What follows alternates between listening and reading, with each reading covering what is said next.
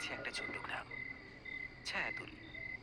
গ্রামটা খুব চুপচাপ, আর গ্রামের এক কোণে আছে একটা পুরনো কবরঘাট। জায়গাটা এখন প্রায় ভুলে গেছে সবাই। ঘাসে জঙ্গলে ঢেকে গেছে পুরনো কবরগুলো। অনেক বছর হলো কেউ সেখানে যায় না। অনেক আগেই এই কবর ঘাটে দাফন করা হতো। জঙ্গলের ভেতর থেকে পাওয়া যেত অচেনা, নাম না জানা মৃতদেহ। তারা কারা ছিল, কোথা থেকে এসেছিল, কেউ জানে না। লোকজন বলে আজও যদি কেউ খুব ভোরে কিংবা রাতে জঙ্গলের রাস্তা দিয়ে ওই দিকে যায়, তখন হঠাৎ শোনা যায় কিছু শব্দ। কখনো কারোর গোঙানোর মতো, কখনো হাসির মতো, আবার কখনো শোনা যায় ভারী নিঃশ্বাস ফেলার শব্দ, যেন কেউ একা একা কবরের পাশ দিয়ে হাঁটছে। ছায়াতলীর মানুষজন তাই সূর্য ডোবার পর ওই পথে পা রাখে না।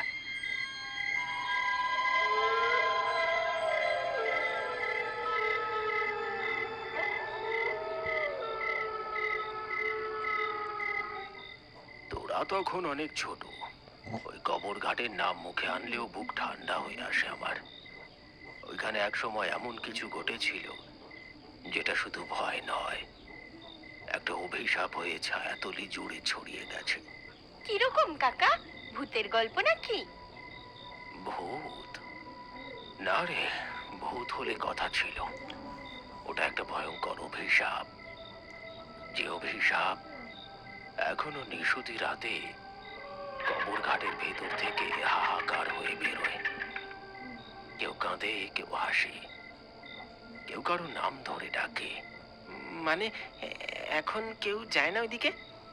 যায়, তবে সাহসীদের মতোই যায়।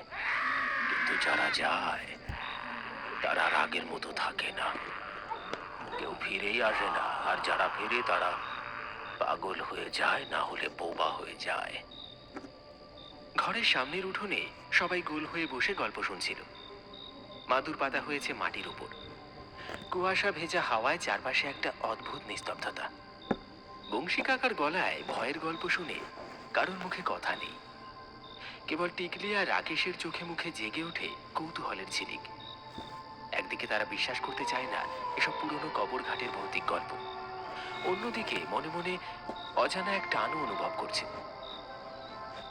সব মিথ্যে তো নাও হতে পারে, মনে মনে ভাবে রাকেশ। আচ্ছা, সত্যি যদি কেউ ওখানে গিয়ে আর না ফেরে? নানান ভাবনায় ডুবে যায় টিকলি। নানান কথা ভাবতে ভাবতে তারা ঘরের মধ্যে এসে বসে। রাকেশ, তুই কি সত্যি বিশ্বাস করলি কাকার ওইসব কথা?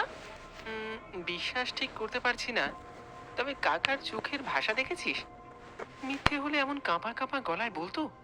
তা ঠিক, কিন্তু ভূত যদি থেকেও থাকে, ওরা কি দিনের বেলাতেও বেরোয়?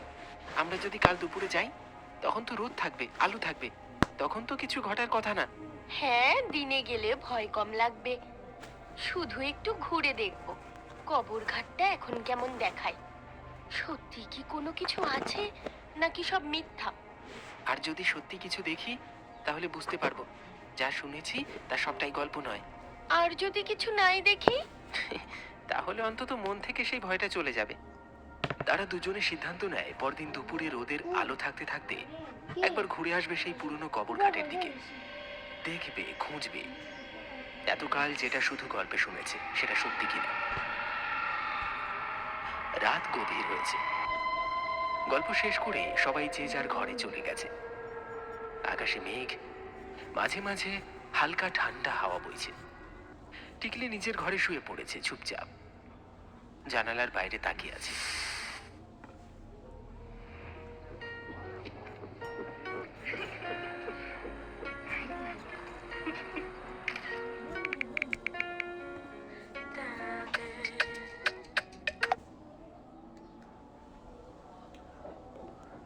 সত্যি কি কিছু আছে ওখানে, নাকি কাকা আমাদের ভয় দেখাতে গল্প বলেছিল? না, কাল দুপুরে আমি নিজেই দেখে আসব, সত্যিটা বেরিয়ে আসবে। অন্যদিকে রাকেশ নিজের ঘরে কাঁথা গায়ে শুয়ে আছে, ছাদের দিকে তাকিয়ে। ওই কবরস্থানে কেউ গেলে আর আগের মতো ফেরে না, কথাটা মাথা থেকে সরছে না। তবু কেন যেন একটা টান লাগছে, কাল দুপুরে যেতেই হবে। টিকলিকে নিয়ে যাব। হ্যাঁ, একা যাওয়া ঠিক হবে না। রাত নীরব হয়ে আসে, শুধু ঘড়ির টিকটিক শব্দ। দূরে কোথাও পেঁচা ডাকছে। দুজনেই শুয়ে পড়েছে ঠিকই, কিন্তু তাদের চোখে ঘুম নেই। একটা অদৃশ্য হাত যেন টানছে তাদের।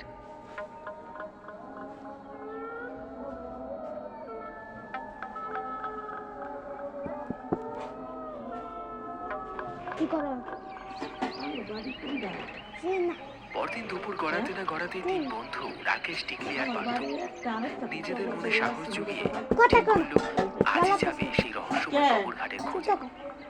সঙ্গে নিল একটা স্বপ্নের দরজা, মোটা মাসের লাঠি আর চার্জ ফুল মোবাইল। আকাশে তখনও রোদ, কিন্তু হাওয়ার মাঝে যেন কেমন একটা অজানা অস্বস্তি বইছে। গল্প তো অনেক শুনলাম, এবার দেখি সত্যি কিছু আছে কিনা সেই কবর ঘাটে। দেখ, সিরিয়াসলি বলছি, কবরঘাট মানেই কিন্তু মৃতদের জায়গা। ওটা নিয়ে খেলাধুলা করাটা একদম বোকামো হবে। ভয় পাস না রে পার্থ, আমরা তিনজন একসাথেই যাচ্ছি। দিন থাকতে থাকতেই দেখে ফিরে আসব, কিছু হলে একসাথেই সামলাবো। তারা তিনজন রওনা দিল। সূর্য ডোবার একটু আগেই ছায়াতলি গ্রামের পশ্চিম দিকটা, যেটা দিনের বেলাতেও যেন অন্ধকারে ঢাকা। ওখানে গাছগুলো এত ঘন, এত পুরনো, যেন শত বছর ধরে কেউ আলোর মুখ দেখেনি। চারপাশে এক অজানা নীরবতা, শুধু শুকনো পাতায় পায়ের আওয়াজ, আর মাঝে মাঝে হাওয়ায় দুলে ওঠা বাঁশবনের শব্দ। একটা দুটো অজানা পাখির ডাক দূর থেকে ভেসে আসছে, ঠিক যেন কেউ বা কিছু খেয়াল রাখছে ওদের দিকে। তাদের ছায়া ধীরে ধীরে দীর্ঘ হতে হতে গাছেদের মধ্যে হারিয়ে গেল। আলো কমে আসছে, আর অন্ধকার যেন গিলে ফেলছে চারপাশটা। ওরা জানতো না, সেই পুরনো কবর ঘাটে শুধু পুরনো ইতিহাস নেই, ওখানে কিছু ভয় এখনো জেগে আছে।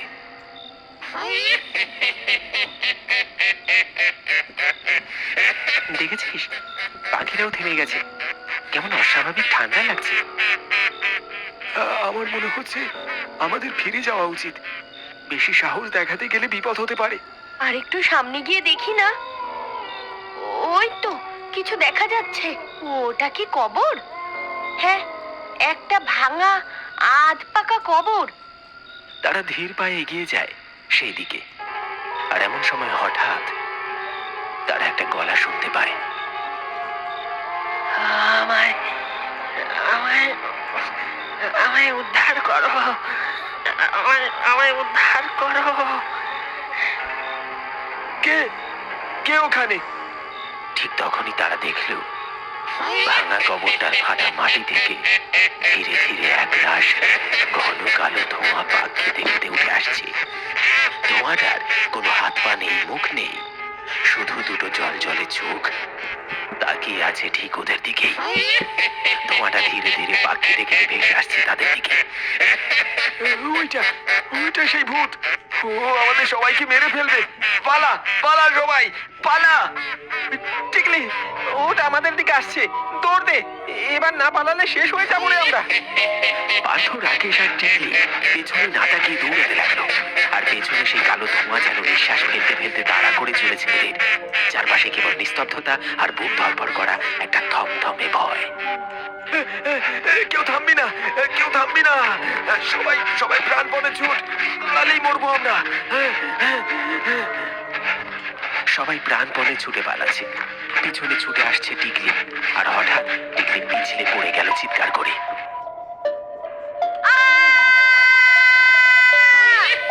ছায়াটি মাথার উপরে ভেসে উঠল, তারপরে টিকলির গায়ের উপর ঝাঁপিয়ে পড়ল ছায়াটা। রাকেশ আর পার্থ প্রাণপণে দৌড়ে ছায়াতলি গ্রামে ফিরে আসে, কিন্তু টিকলি আর আসেনি। এবার কি হবে? এবার কি করব? টিকলি যে ওখানেই পড়ে আছে। বংশী কাকা ঠিক কথাই বলেছিল, ওই ভূত টিকলিকে ছাড়বে না। হ্যাঁ, আর ওই ছায়াটা ওর ভিতরে ঢুকে গেল রে রাকেশ। আমি দেখেছি, আমি নিজের চোখে দেখেছি।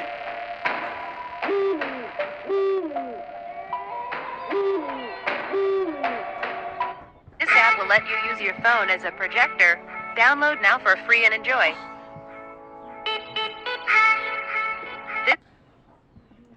লোকজন টর্চ আর লাঠি নিয়ে দল বেঁধে গেল কবরঘাটের দিকে। সবাই টিকলিকে খুঁজতে লাগলো। অবশেষে অনেক খোঁজাখুঁজির পর তাকে পাওয়া গেল। জঙ্গলের গভীরে একটা পুরনো শুকনো নিম গাছের ডালে বসে আছে সে। নিঃশব্দে। তার চোখ দুটো সাদা হয়ে গেছে, একদম ফাঁকা, চোখে কোনো চিন্তা নেই, কোনো চেনা ভাব নেই। সে যেন আর টিকলি নেই, কেউ বা কিছু হয়ে গেছে। তোরা সবাই চলে যা। এখানে কি করছিস তোরা? কি করছিস? আমি ওকে আনিনি, ওই এসেছিল আমার কাছে। আমি ওকে ছাড়বো না। আমায় থাকতে হবে এখানে। অনেক অনেক কাজ এখনো বাকি। পাশে থাকা এক বৃদ্ধ কাঁপা গলায় বলে ওঠে, টিকলি না, টিকলির উপর কোনো জিন ভর করেছে। এক্ষুনি ওঝা ডাকতে হবে। গ্রামের কিছু লোক ছুটে যায় পাশের গ্রাম থেকে রমেশ ওঝাকে ডেকে আনতে।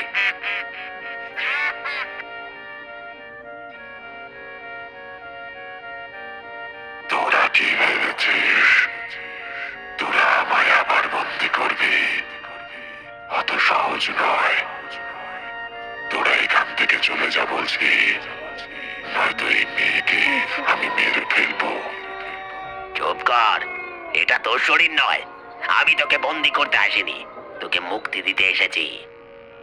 আমি শত শত বছর ধরে এখানে বন্দি, তুই কে আমায় থামাবি? তুই নিজের কর্মের ফলেই বুঝে মরছিস এইখানে। এবার নিজেকে মুক্ত কর। তান্ত্রিক মন্ত্র পড়া শুরু করে। হঠাৎ শান্ত পরিবেশ অশান্ত করে ঝড় ওঠে। সেই নিম গাছের গোড়ায় কালো ধোঁয়া পাক খেতে খেতে উঠে যাচ্ছে সেই পিশাচের দিকে। আর আর টিকলির শরীরে ভর করা সেই পিশাচকে মাটিতে নামিয়ে আনছে।